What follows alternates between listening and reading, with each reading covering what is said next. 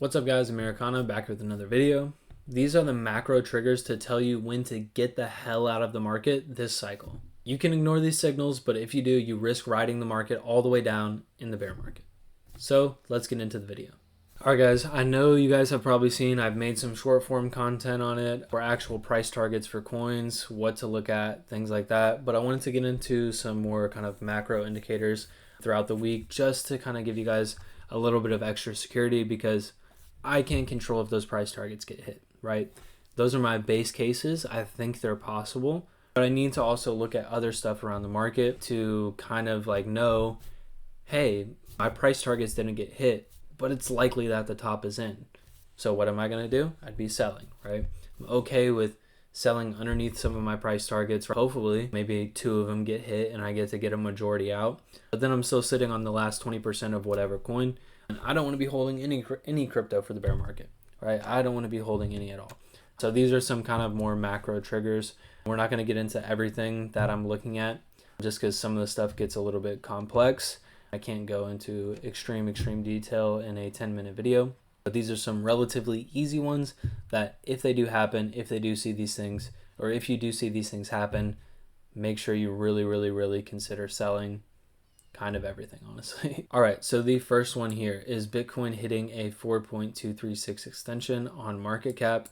As you can see, last cycle, perfectly timed up, even to like, I think there was 2 days that hit it. So you had 2 opportunities, but both of those days were pretty much the highest that Bitcoin got. Last cycle, great time to get out of the altcoin market with whatever bags you had left. Great time to get out of Bitcoin. Just a great time to exit crypto in general because what came next was the bear market. You guys have seen me mention in other videos, I don't even really have a price target for Bitcoin this cycle. I will be selling all of my Bitcoin and have sold a majority of my Bitcoin already to rotate it into the altcoin market. But if Bitcoin does happen to go, and Bitcoin does happen to pump, and it wants to go, to a 4.236 extension on market cap, I will be watching for it. And if it does get hit, I'm exiting. So I'll do the math for you guys here. This is a massive price on Bitcoin. This is like 243,000 or something like that. Is that my base case? Hell no. Hell no. I don't think Bitcoin, me personally, I don't think Bitcoin's going to go that high this cycle.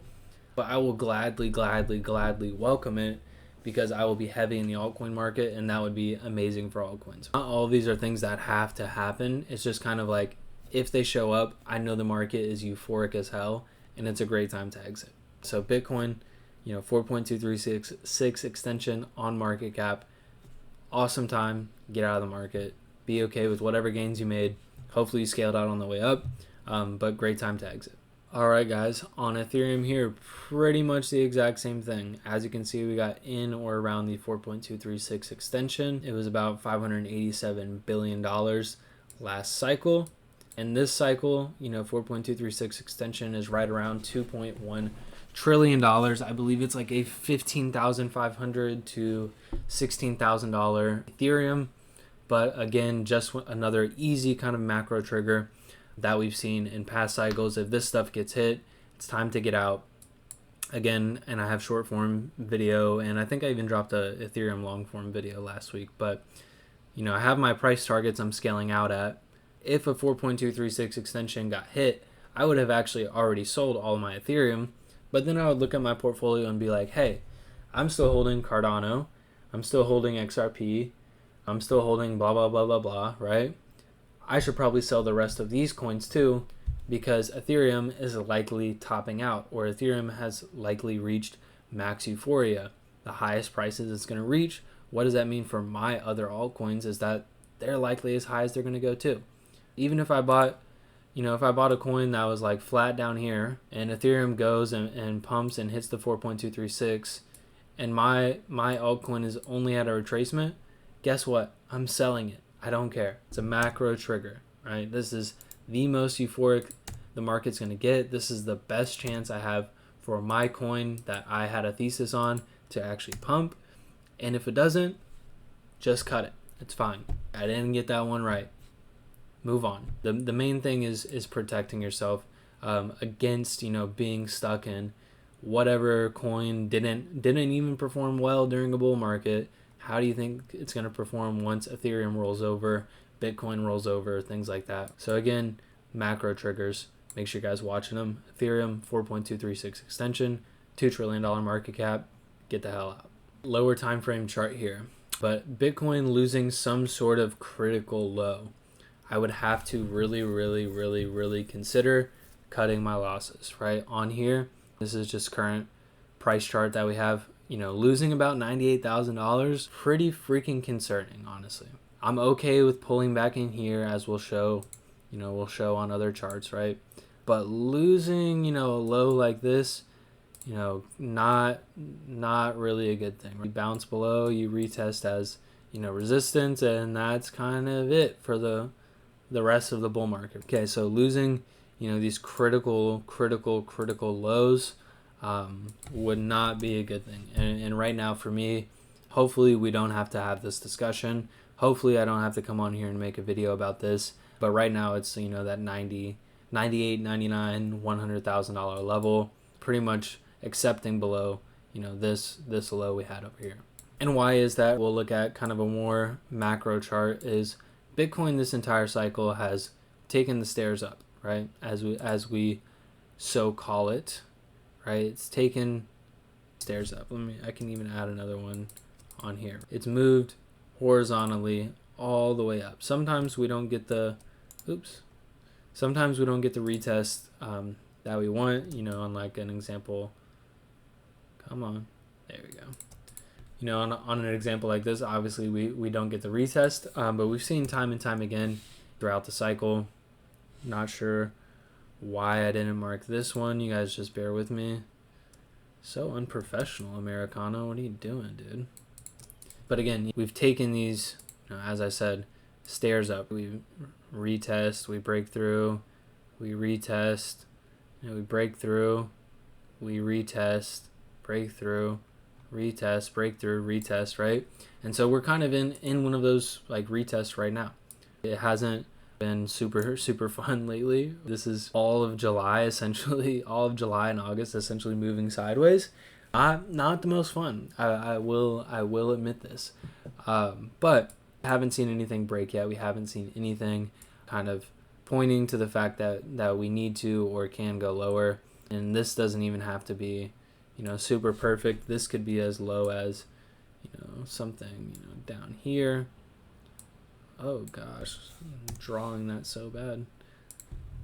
And this kind of ties into like that $98,000-ish level that I would definitely want to see hold. I definitely want to see us hold where we're at right now, just because I think it's a little bit more clean, definitely more clean, right? But we've held this level, we've respected it. But again, pointing back to like, really critical level when you get into that 98,000, 102, $100,000 level. Definitely, if we do get that low, that has to hold, has to hold, because just like in here, if we were, if we're looking at Bitcoin in here and Bitcoin does this, well, we're probably not where we're at right now, right? Because of that retest right there and choosing to accept and confirm below kind of that staircase up.